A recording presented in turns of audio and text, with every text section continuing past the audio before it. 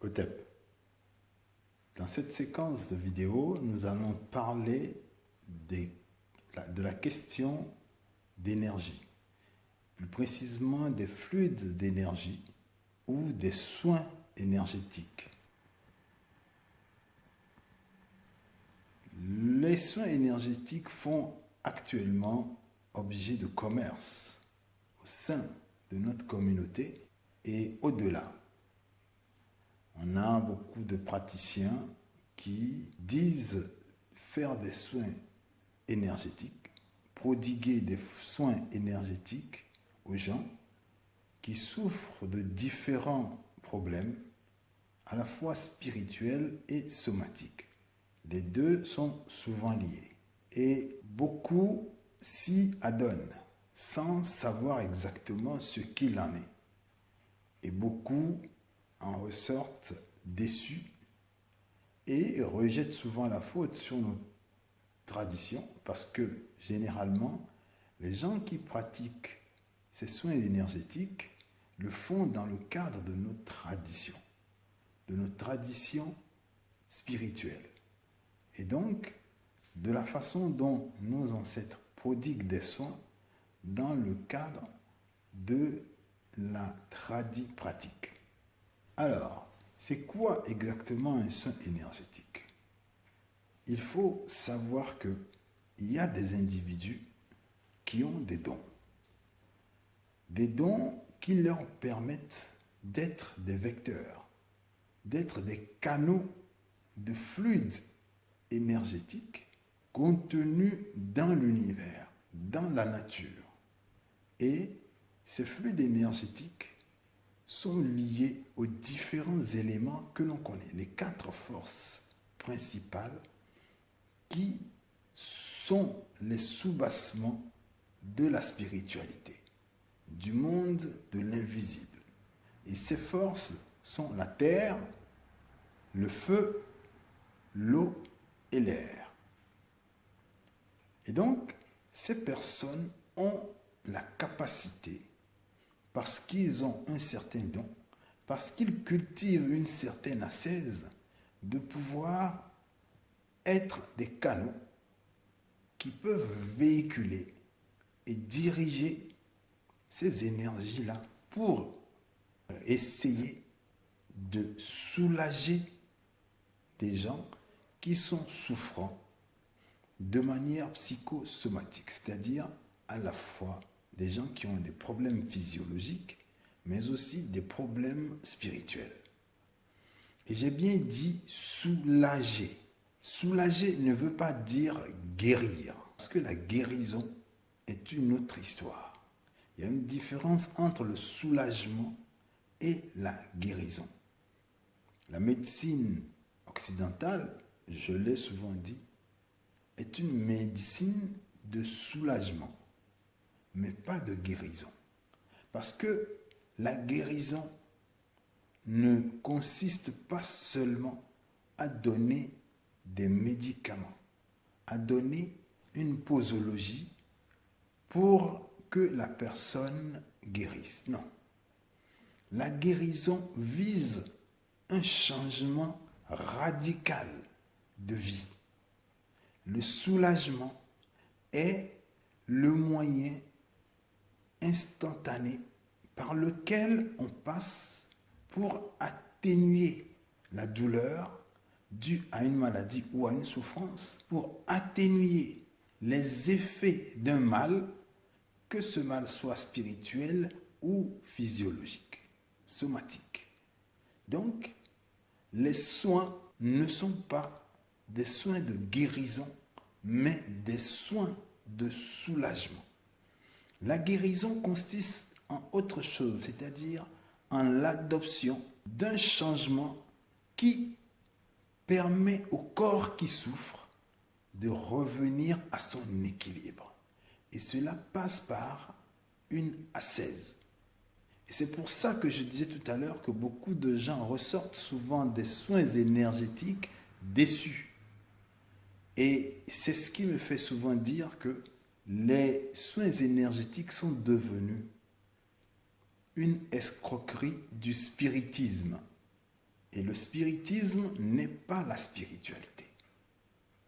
Le spiritisme, c'est une forme de pratique de charlatanisme qui consiste à exagérer les effets d'un phénomène pour faire croire à ce qui n'est pas, en se basant sur des notions pseudo-spirituelles. Donc, entendons-nous bien là-dessus. Les soins énergétiques ne guérissent pas. Les soins énergétiques soulagent.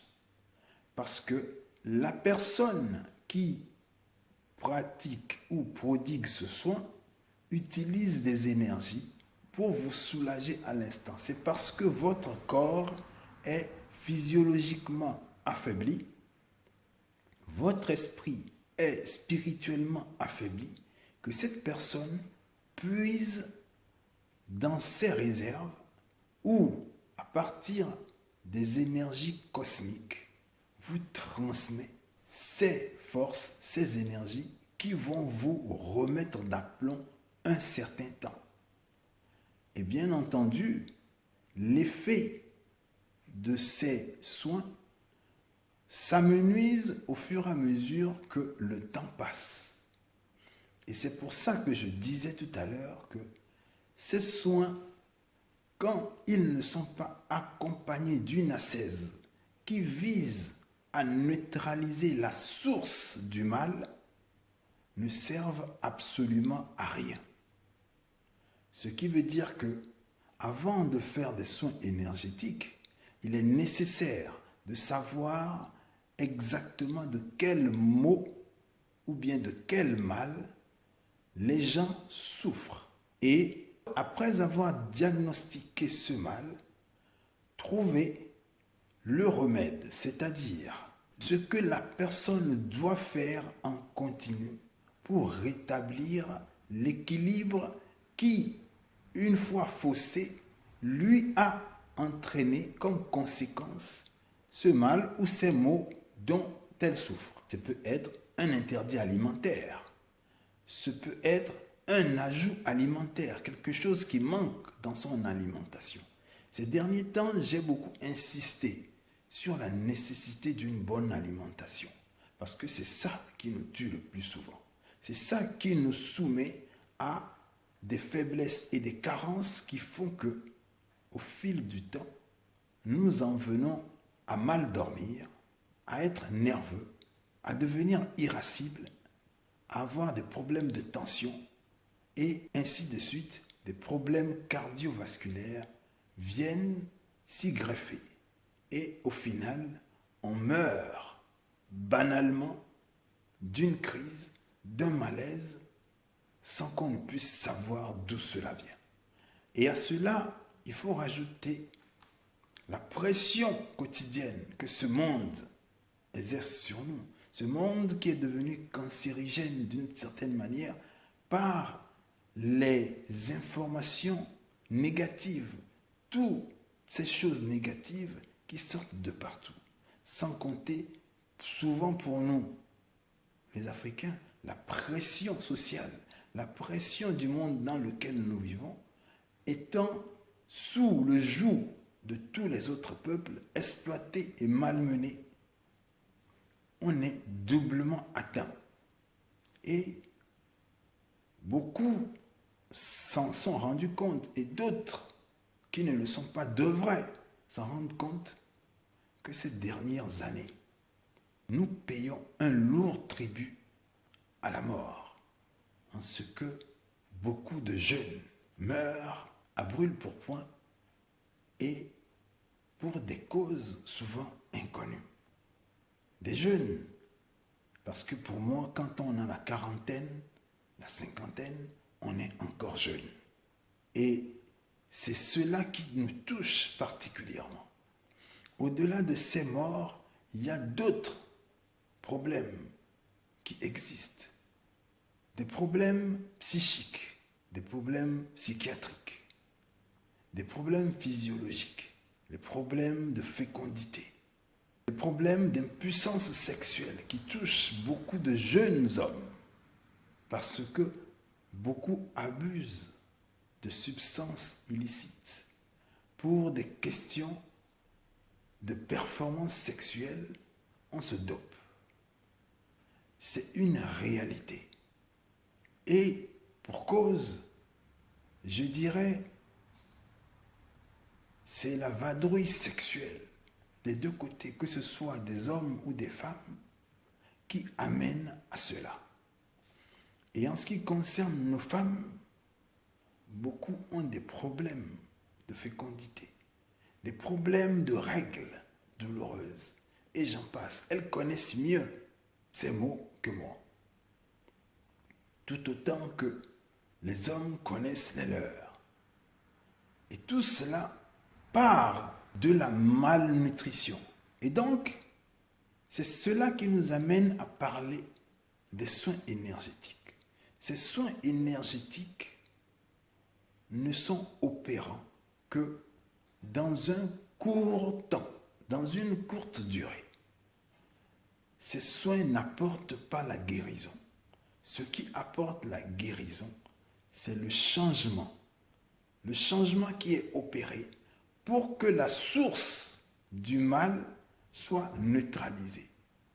Parce qu'on ne mange pas assez tel aliment, on a des carences de tels nutriments qui font que le corps arrive à avoir une faiblesse. Ou que cette faiblesse physiologique finit par se transformer en faiblesse psychique, les deux étant liés. Je l'ai dit la dernière fois, que ce que l'on mange, c'est cela qui nous nourrit. Nous sommes ce que nous mangeons. Et quand ce que nous mangeons ne nous nourrit pas, nous devenons faibles. Le mot qui sert à exprimer la faim en B, c'est ado. Quand on dit adolewum, cela signifie littéralement la faim est en train de me tuer. La faim, c'est ado. Et le mot qui sert à dire la maladie, c'est edo. Si vous voulez, le mot exact, c'est do, qui signifie faim et maladie. Mais pour faire la distinction, on utilise l'article a pour l'un et est pour l'autre. Mais les deux articles signifient la même chose. La ou le en B. Quand on dit a ou est, c'est l'article définit le ou la. Là, il s'agissait juste de faire une distinction entre la maladie et la faim. Mais cela voudrait dire que une maladie est une carence de nutrition. La maladie provient d'une carence nutritionnelle. Ou bien soit d'un excès de nutriments. Vous mangez trop quelque chose qui finit par devenir un poison parce que cette chose, le corps n'arrive pas à tout digérer. Le corps ayant besoin d'une infime quantité se retrouve avec une grosse quantité qu'il ne peut digérer, alors il le stocke. Et en le stockant, cela devient un déchet à la longue. Parce que, vous le savez bien, les aliments, comme les nutriments, ont des dates de péremption. Et quand leur date de péremption arrive et qu'ils ne sont pas éliminés, ils deviennent des poisons, des toxines. Je l'ai expliqué la dernière fois dans une vidéo.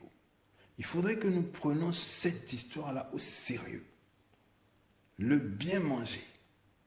Ce qui nous ramène à quoi? À la question de nos terroirs. Nous devons reprendre possession de nos pays. Travailler à nous nourrir au lieu de cultiver des produits qui ne nous servent à rien et que nous vendons aux esclavagistes. Parce que nous attendons d'avoir de l'argent pour aller acheter les produits chimiques qu'ils viennent nous vendre et que nous prenons pour la panacée. être moderne, être occidentalisé. La nourriture occidentalisée. Je suis désolé du jeu de mots. Nous oxyde. Nous avons des aliments qui procèdent de nos traditions culturelles. Je l'ai dit la dernière fois que la cuisine est une histoire de culture et de culture très antique.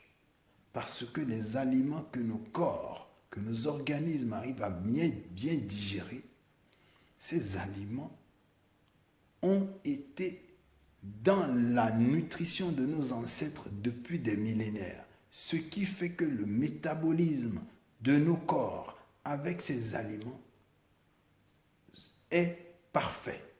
Lorsque nous changeons d'alimentation, nous soumettons le corps à un autre métabolisme, à d'autres efforts, parce que dans la base de données de l'ordinateur qu'est le corps, les produits nouveaux qui viennent s'ajouter ne sont pas répertoriés. Et il doit faire un travail. Et cela peut l'user. Cela ne veut pas dire qu'il faut manger la même chose. Parce que justement, ceux qui le croient devraient se détromper. Nos cuisines africaines sont bien fournies en diversité. Et très nutritives, plus qu'on ne le pense. La science occidentale, leur nutritionnisme nous a menti pendant des années pour nous faire croire que les aliments et les choses que nous mangeons sont mauvaises. Je prends par exemple le cas de l'huile de palme.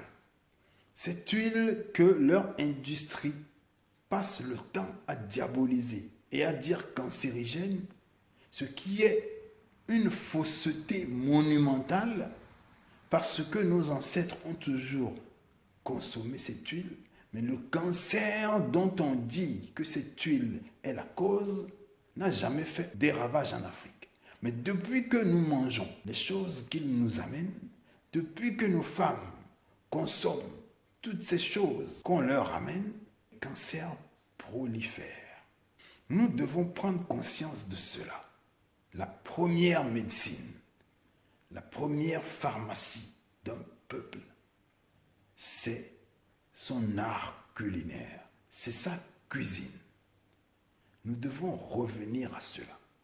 Donc, pour revenir aux soins énergétiques, je disais que ces soins ne guérissent pas parce que ces énergies qu'on vous donne s'épuisent. Ces énergies qu'on vous donne, qu'on vous transmet par le canal de quelqu'un qui a ce don de pouvoir transférer ces énergies, s'épuisent. C'est pour ça que lorsqu'on procède à des soins énergétiques, on doit vous donner une ascèse. On doit vous dire de quel mal vous souffrez et comment vous devez ensuite soigner ce mal en ajoutant soit un aliment à votre nutrition ou soit en soustrayant de votre nutrition un aliment qui est la cause du mal dont vous souffrez. Voilà exactement en quoi consiste la chose. Et donc, il ne faudrait pas que les uns et les autres tombent dans ce travers des soins énergétiques et aillent dépenser des 1000 et des 100 là-dedans pour ensuite venir dire qu'ils sont déçus et qu'on leur a menti. Il se fait que parfois, ceux qui pratiquent ces choses ne maîtrisent pas eux-mêmes les contours de l'art ou bien du don qu'ils possèdent.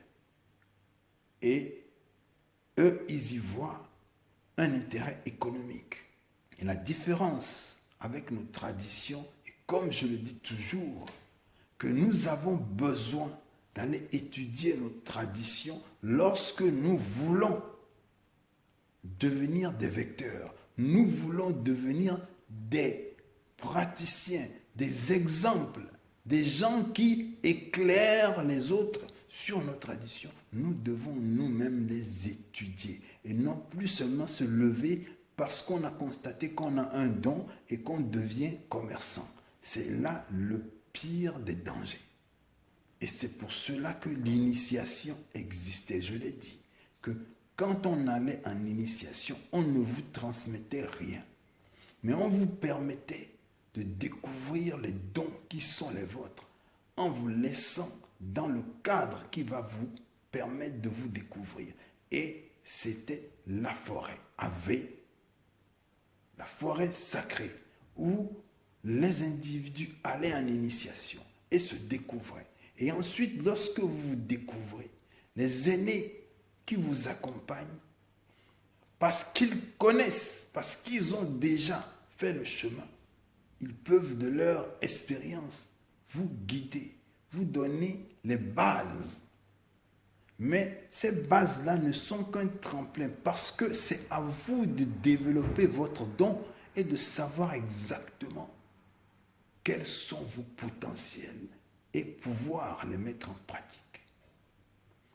La tradition est une base, elle n'enseigne pas tout. Et c'est ce que je dis toujours aux gens. Mais si vous ne maîtrisez pas la base, vous aurez beau avoir conscience que vous avez un potentiel, vous ne pourrez jamais exploiter ce potentiel. Pire, ce potentiel vous entraînera à faire des erreurs, à amener les gens qui vous suivent dans l'erreur et finalement à les dérouter. Et là, vous ne faites pas œuvre utile parce que votre œuvre est devenue contre-performante.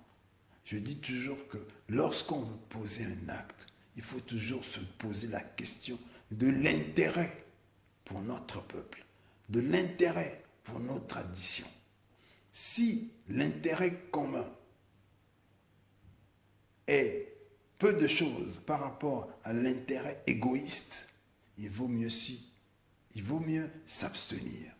Parce que là où tu gagnes contre ton groupe, tu détruis ton groupe. Voilà ce que nous devons savoir. Voilà ce que nous devons avoir à l'esprit lorsque nous voulons nous engager. Ce n'est pas un engagement à la légère, c'est un devoir. Ce n'est pas un engagement en euphorie, non, mais un engagement en toute conscience, en sachant que des vies en dépendent, des sorts de gens en dépendent. Si vous entraînez les gens dans l'erreur, cela vous sera imputé. Et c'est pour cela qu'on dit toujours que le chemin est dans ton propre visage. C'est le chemin que tu as emprunté dont tu pourras te servir d'exemple pour aider les autres. Mais à eux de trouver leur chemin. Parce que même si il y a des similitudes, il y a des singularités qui font que personne n'est l'autre. Voilà la différence et la précision concernant ce domaine des soins énergétiques. Et au-delà de ça, celui qui développe sa spiritualité et pratique sa spiritualité, celui qui s'élève spirituellement, se connecte lui-même à l'énergie et n'a plus besoin d'aller solliciter qu'on lui donne des soins énergétiques. Et c'est pour ça que j'encourage toujours, et je le dis, j'encourage chacun à développer sa spiritualité.